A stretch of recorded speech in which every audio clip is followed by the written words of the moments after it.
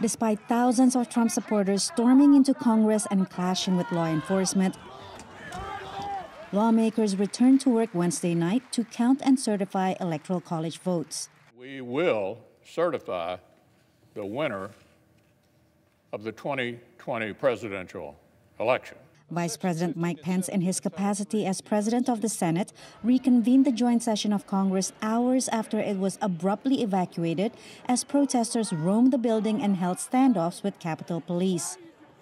Today was a dark day in the history of the United States Capitol. But thanks to the swift efforts of U.S. Capitol Police, federal, state, and local law enforcement, the violence was quelled.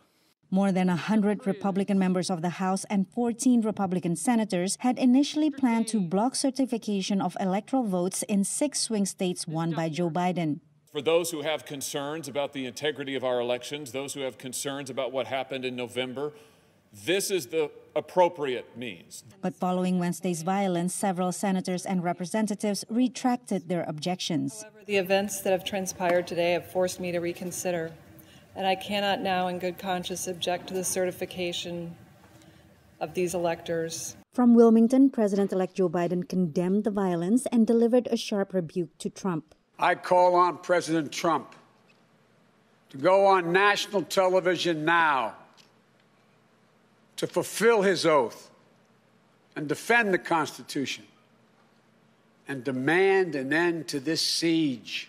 Trump tweeted a video calling for calm, but continued his baseless claim that the election was stolen. It was a landslide election, and everyone knows it, especially the other side. But you have to go home now. Twitter and Facebook, for the first time, locked Trump's accounts for posts that violated their policies. Earlier in the day, the president urged supporters to march to the Capitol. And after this, we're going to walk down, and I'll be there with you, telling them to get rid of the weak Congress people. He incited the violence. He led them rhetorically, even if he didn't lead them physically. 17 House Democrats implored the vice president to invoke the 25th Amendment to remove Trump from office, a move unlikely to happen 2 weeks before the president's term ends. The 25th Amendment is really about incapacity and the inability to serve in a physical or medical sense of that term. It is not about the moral fitness of a president. Despite the chaos, Joe Biden will be inaugurated as the 46th U.S. president on January 20th. I am not concerned about my safety, security, or the inauguration. I am not concerned. Patsy Widakuswara, VOA News.